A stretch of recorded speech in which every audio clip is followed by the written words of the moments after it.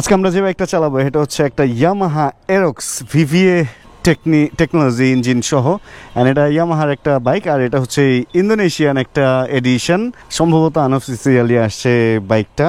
ভাই ঢালতে পারেন। আর এই ধরনের সব অদ্ভুত বাইকের কালেকশনের জন্য আপনাকে আসতে হবে বিএসবি মার্টে। আর আমি বিএসবি মার্টে এসে এই বাইকটা আমার সামনে পড়ছে চোখে, অ্যান্ড আমি এই বাইকটা এখন চালাতে যেতেছি। একটা রিমোট আছে বাইকে, সাথে একটা চাবি দিয়ে দেওয়া হয়েছে ইমার্জেন্সি পারপাস। তবে এই রিমোটটা থাকলেই হবে। রিমোটের মধ্যে একটা সুইচ আছে, রিমোটওয়ালা বাইক এটা।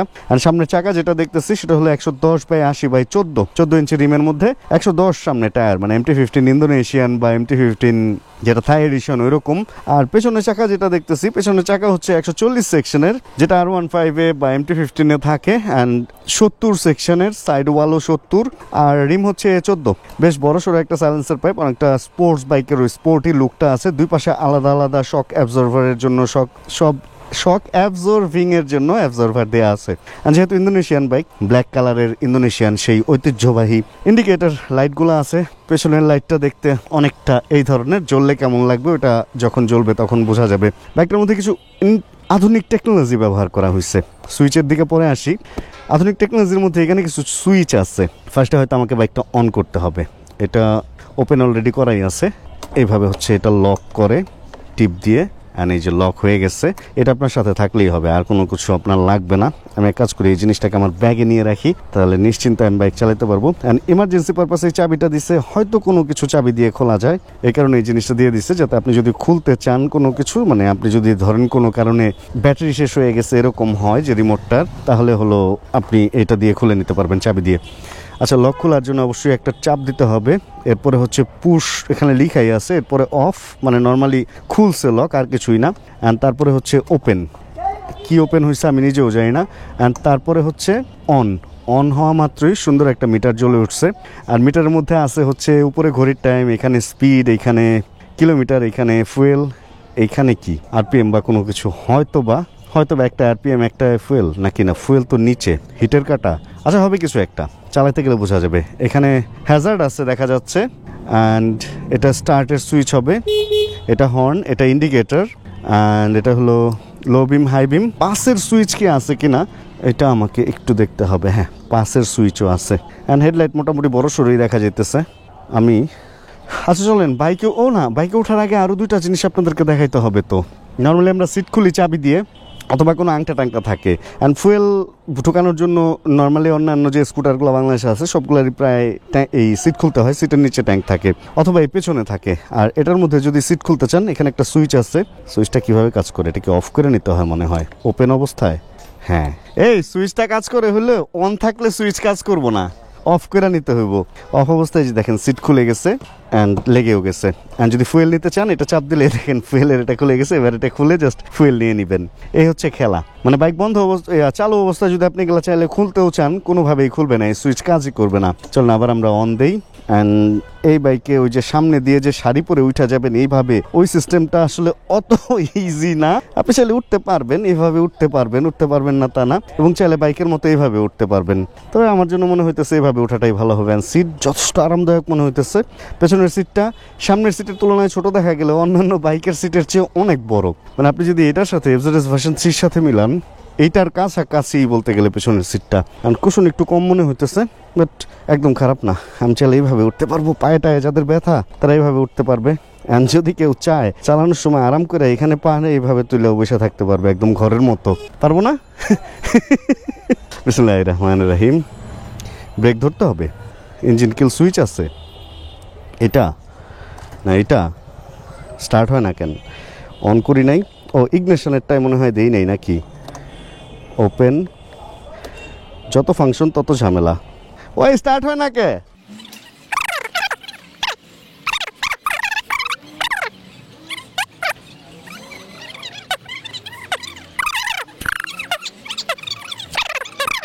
কই স্টার্ট হয় না কে? সাইড স্ট্যান্ড ফালানো, দেখছেন অবস্থাটা, চিন্তা করছেন?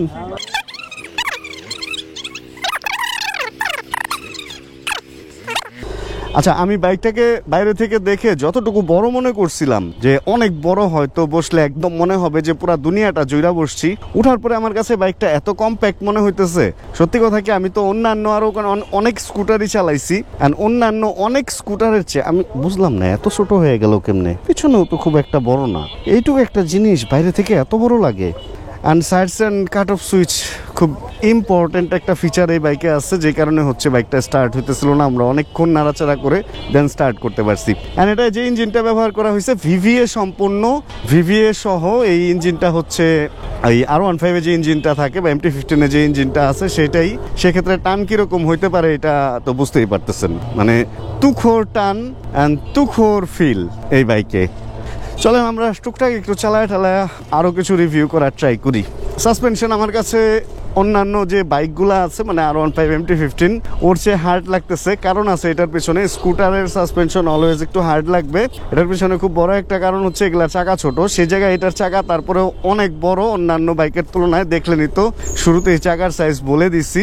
অ্যান্ড অন্যান্য যে স্কুটারগুলো আছে ওইগুলোর চাকা আরও ছোট থাকে অ্যান্ড আরও অনেক বেশি ঝাঁকি অনুভূত হয়। আর এটার সিট যথেষ্ট ওয়াইড হইলেও সিটে কভার লাগানো কিনা যায় না, সিটটা একটু শক্তই মনে হইতেছে। অ্যান্ড বাইকটা খুব অল্প কিলো চলছে, তো ভাই এই অল্প কিলোতে সবকিছু একটু স্টিফ থাকবে, এটাই হচ্ছে স্বাভাবিক। অ্যান্ড বাম পাশেরটা সম্ভবত RPM এইটা, দুই পাশেই কি RPM? হ্যাঁ, দুই পাশেই RPM ভাই, চিন্তা করা যায়।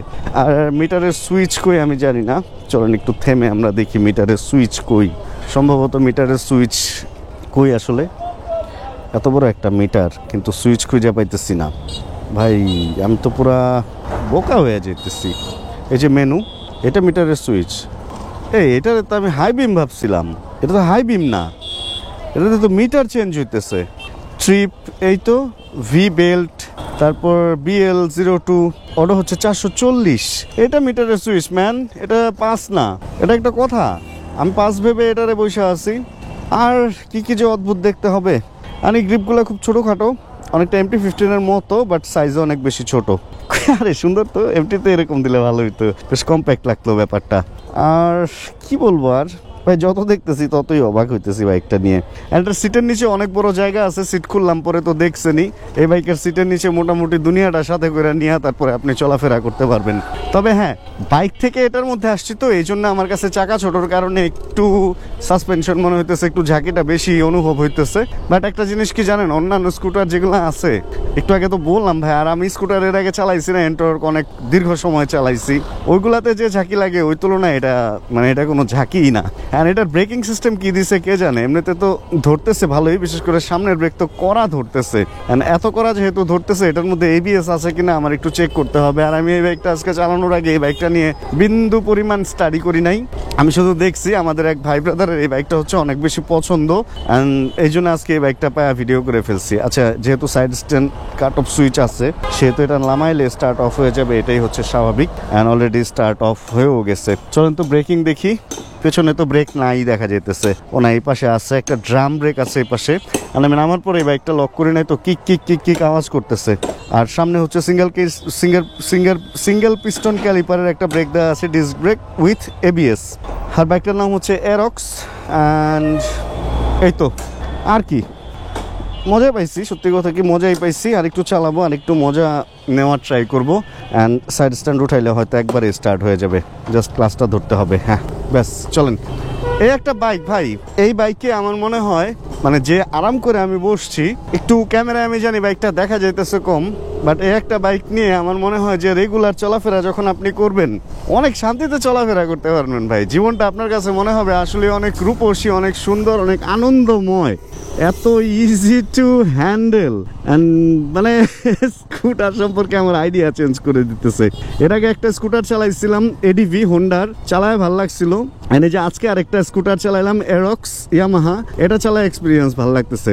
কিছু আপুদেরকে দেখি এই বাইক নিয়ে মোটামুটি চলে যেতেছে বাংলাদেশের এই কোনায় সেই কোনায়। এখন না বুঝতেছি যে আসলে এই বাইক নিয়ে এই কোনায় সেই কোনায় কেন যায়। সিটের নিচে জিনিসপত্র ঢুকায় ভাই টানটা যখন দিবে তখন পুরা দুনিয়ার সব মায়া ভুলে টানে টানে পুরো টান বাজার চলে যাবে ব্যাপারটা। চলেন আমরা এদিক থেকে ঘুরি, এই জায়গাটা রেগুলারই আসি অ্যান্ড রেগুলারই জ্যাম পাই অ্যান্ড প্রচুর ঘুরে হ্যান্ডেল, প্রচুর, খুব অল্প জায়গার মধ্যে সুন্দর ঘুরায় ফেলা যেতেছে, সুন্দর। আর কেউ যদি বলে এই বাইক নিয়ে পাহাড়ে যাওয়া যাবে কিনা, ভাই ও মা 55 উঠে গেছে এইটুকে, পাহাড়ে কেন, এই বাইক নিয়ে আপনি সাগরেও যেতে পারবেন, যে কোনো জায়গায় যেতে পারবেন ভাই, প্রচুর পাওয়ার। এখন আমার কথা হচ্ছে এত পাওয়ার যে সামনের দিকে উঠতে যায় চাক্কা না উঁচা হয়ে যায়, ব্যাপারটা এরকম। এটা 2 জন কেন 3 জন নিয়েও পাহাড়ে উঠে যেতে পারবে, আমার এরকমটাই মনে হইতেছে। এরক্স একটা জিনিস বানাইছে, বাইকটার প্রাইসটা একটু বেশি, আমি যতটুকু জানি 5 লাখের উপরে বাইকটার প্রাইস, মানে নিউ যেটা, এটা তো সেকেন্ড হ্যান্ড, এটা হয়তো 4 লাখের আশপাশেই দাম হবে, বা আমি জানি না আসলে, আইডিয়া থেকে বলতেছি, দেখা গেছে আরো বেশি হইতে পারে, 4.5 এরকম হইতে পারে, তবে 4-এর উপরে হওয়ার পসিবিলিটি বেশি, কারণ 5 লাখের উপরের একটা বাইক সেকেন্ড হ্যান্ড হয়েছে 4-এর নিচে নেমে যাবে, এটা তো আর মানা যায় না। আর বাইকটার বডিতে প্লাস্টিক পার্ট অনেক বেশি, অ্যাক্সিডেন্ট করলে ওগুলা ভেঙে যাওয়ার একটা পসিবিলিটি থাকবে, এটা একটা ঝামেলা। ক্র্যাশ গার্ড বা এরকম কিছু লাগানোর কিছু নাই, তবে স্কুটার অ্যাক্সিডেন্ট করলে মানুষের ক্ষতি কম হয়, কারণ পাটা সবকিছু ভিতরে থাকে। আর মধ্যের এই জিনিসটা একটু পায়ের মাঝখানে একটু বেশি জায়গা খাইতেছে, এই জায়গাটা খোলামেলা থাকলে স্কুটারে বসে আরাম। আর যেটা বলতেছিলাম, স্যান্ডেল বা জুতা পরা অবস্থায় না, এখানে পা রেখে আরামে ভাই রিল্যাক্স করতে পারবেন। সেই রিল্যাক্সিং একটা বাইক, সেই রিল্যাক্সের একটা বাইক, সুপার।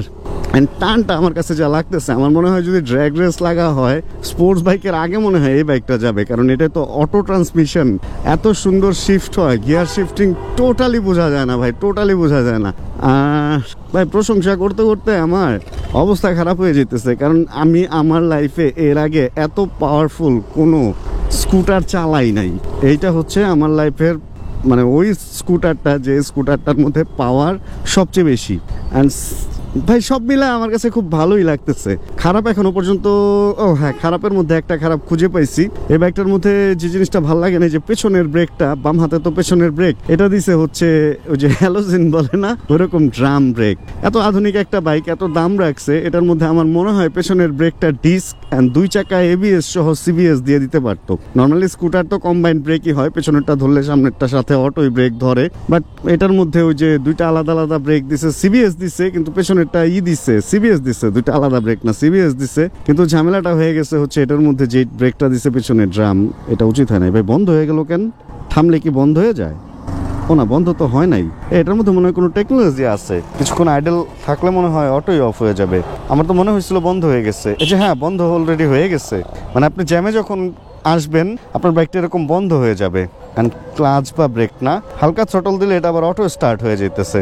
আর এই সুইচটা কি? এই সুইচটা সম্ভবত ব্রেক ধরে এটা দিয়ে, হ্যাঁ, এই যেভাবে আটকায় রাখা যায়, মানে বাইক সামনে পিছে, এটা অ্যাডজাস্ট করা নাই, বাইক সামনে পিছে যাতে না যায়। ঢালুতে যদি পার্ক করেন সেক্ষেত্রে এটা চাপ দিয়ে রাখলে আপনার বাইকটা হচ্ছে একই জায়গায় আটকায় থাকবে, অ্যান্ড এটা আবার টিপ দিলে এটা ছুটে যাবে, দেন আবার কাজ করবে। দেখেন এখন কিন্তু টোটালি বাইকটা স্টার্ট নাই, মানে আমি এটা একটু দিলেই আবার এই যে স্টার্ট হয়ে গেছে। এই ফাংশনটা ভালো লাগছে। এখানে একটা এ আছে, এতে কি বুঝাইছে জানি না। এখানে ইঞ্জিন চেক লাইট আছে, এখানে হিটের একটা ব্যাপার আছে, এখানে হেডলাইট আছে। হেডলাইটের কি সুইচ আছে? না, এটা হচ্ছে হ্যাজার্ডের সুইচ। এটা কি? এ অফ, স্টার্ট তো হইতেছে। এটা এ মুড আর এটা এ অফ মুড। এখন এ দিয়ে কি বুঝাইছে ভাই আমি সত্যি কথা জানি না। এ দিলে এই লাইটটা জ্বলতেছে আর অফ দিলে এই লাইটটা নিভে যাইতেছে। সম্ভবত কোনো রাইডিং মুড বা কোনো কিছু হবে, যে ব্যাপারটা জানি না, ওই ব্যাপার নিয়ে কিছু বলতে চাইতেছি না। আর হেডলাইটের কোনো সুইচ নাই, তার মানে হেডলাইট অটোই জ্বলবে অটোই নিভবে। আসলে কি অটোই জ্বলবে অটোই নিভবে? ভাই বোঝার ব্যাপার আছে। এখন আমি তো বাইক থেকে নামলে স্টার্ট অফ হয়ে যেতেছে, আমি কিভাবে বলবো যে এটার হেডলাইট কি বন্ধ হইতেছে নাকি? হেডলাইট তো জ্বলতেছে, কারণ আমি নামা মাত্রই কিক করতেছে। হেডলাইট তো জ্বলে নাই, হেডলাইট তো নিভা। পাগল লাগতেছে আমার ভাই বাইক চালাইতে যায়। এখন তো স্টার্টে আছে, কিন্তু হেডলাইট কি জ্বলতেছে? ও হ্যাঁ, হালকা করে হেডলাইট জ্বলতেছে। ইয়েস, নেমে গেলে হেডলাইট বন্ধ হয়ে যায়। আমি যদি এটা নামাই তাহলে সম্ভবত হেডলাইটটা অফ হয়ে যেতেছে সম্ভবত। এমন একটা জায়গায় হেডলাইট দেখাও যায় না। হ্যাঁ, হেডলাইট বন্ধ হয়ে গেছে, বাট ডিআরএল গুলা জ্বলতেছে। 4টা ডিআরএল আছে, দুই পাশে 2টা করে 4টা ভাগ করে দেওয়া হয়েছে। খারাপ না, একদম খারাপ না। স্কুটারের সাসপেনশনগুলো একটু শর্ট হাইট হয়তো, এই কারণে শকটা বেশি লাগে, বাট এটার মধ্যে চাকা বড় হওয়াতে কিছুটা আরাম পাওয়া যাইতেছে। পেছনের লোক যে বসবে সে হচ্ছে এখানে পা রাখবে, একটু চিকন দিচ্ছে, বাট খারাপ না। একটু ছড়ায় থাকবে অবশ্য। এগুলো বেল্টে চলে সম্ভবত। ভাই বাইকে উঠার ব্যাপারটা আমার কোনো দিক থেকে কমফোর্ট লাগতেছে না, সামনের দিক থেকেও কমফোর্ট লাগতেছে না। ওমা, এখানে পায়ে বাড়ি লাগছে। এটা রিস্কি একটা জিনিস রে ভাই, এটা উঠায় রাখাই ভালো। অবশ্য রেগুলার যখন চালাবেন তখন এই জিনিসগুলো অভ্যাস হয়ে যাবে যে কোনটা কতটুকু কোন দিকে। আমরা তো বাইক চালায় অভ্যস্ত, এত ছড়ানো জিনিসের সাথে আমরা অতটা অভ্যস্ত না। অ্যান্ড দুই পাশে আছে, মেইন স্ট্যান্ড আছে, সাইড স্ট্যান্ড তো আছেই। কিভাবে যে উঠবো আমি এটাই বুঝি না। চাক বাইকের মতোই উঠি আমরা, কি আর করার। এখন তো স্টার্ট হইতেছে না, বন্ধ করছিলাম এই জন্য, এখন আবার এভাবে স্টার্ট দিতে হবে। অ্যান্ড স্টার্টটা খুব সুন্দরভাবে হয়, সেলফ মোটর যে ঘুরে বোঝাই যায় না। সব কিছুর মধ্যে একটা স্মুথতার ছোঁয়া, মানে স্নিগ্ধতার ছোঁয়া দেওয়া হয়েছে। এ দেখেন কার বাইক থেকে না কিসে থেকে লুকিং গ্লাস খুলে এখানে পড়ে আছে, অবস্থাটা চিন্তা করেন। যাই হোক, প্রথমবারের মতো এরক্স চালায় একটা অন্য ধরনের ফিল পাইলাম, একটা ডিফারেন্ট ফিল। এটারে আসলে ভালো বলবো না খারাপ বলবো, এর মধ্যে যদি বিচার বিবেচনা করি তাহলে ভালো বলতে হবে হচ্ছে 80%, আর 20% হচ্ছে খারাপ না। 20%-এর মধ্যে 5% খারাপ আর 50% রাখতে হবে হচ্ছে কনফিউশন। মানে অনেক কিছুই বুঝতেছি না বাইকের ফাংশন টাংশন কি। এ মুডে দিয়েও তো ভালো দৌড়াইতেছে, এখন এ অফ করলে কি আরো দৌড় দিবে কিনা আমি বুঝতেছি না। পাওয়ার তো এমনিতেও খারাপ দেখতেছি না। চলেন আমরা ডান পাশে ঢুকি আর ইন্ডিকেটর দিয়ে ঢুকি। মানে ভালো লাগছে ভাই, সত্যি কথা। সবকিছু মিলা জিনিসটা অনেক সুন্দর একটা এক্সপিরিয়েন্স ছিল। বিএসবি মার্টকে ধন্যবাদ এরকম একটা বাইক তাদের কালেকশনে আনা এবং আমাকে চালানোর সুযোগ করে দেওয়ার জন্য। আজকের ভিডিও থেকে বিদায় নেই, এরপর আমি এরক্স নিয়ে আরেকটু স্টাডি করে দেন আপনাদের সাথে এরক্সের একটা ভিডিও অবশ্যই শেয়ার করবো। আজকে ফার্স্ট রাইড ইমপ্রেশনটা এমনই ছিল যে কিসের উপরে আইসা আমি উঠলাম, এ কি আজব জিনিস, এরকমই ছিল সত্যি কথা যেটা। তাহলে আজকের ভিডিও এতটুকুই। যদি ভিডিওতে কোনো কিছু ভালো লাগে প্লিজ একটা লাইক দিয়ে দিন। চ্যানেল নতুন হলে প্লিজ সাবস্ক্রাইব করে আমাদের ফ্যামিলি মেম্বার হয়ে যায়। জানাবেন কে কোন জায়গা থেকে ভিডিও দেখছেন। যতক্ষণ পরবর্তী ভিডিও নিয়ে আবার আমি না আসতেছি, ততক্ষণ ইনশাআল্লাহ আমরা থাকবো ভালো, আমরা থাকবো সুস্থ এবং করতে থাকবো চিল ইনশাআল্লাহ। Chill bro. Check the mic and make sure it sound right, boys.